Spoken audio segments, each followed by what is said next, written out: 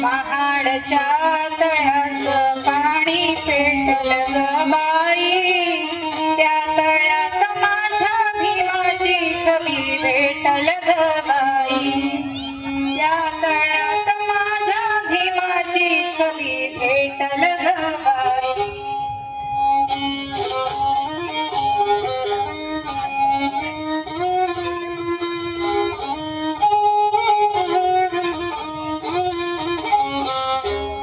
भीम नावाचं इवल रोप दारी लावीन ग, भीम नावाचं इवल रोप दारी लावीन ग, त्या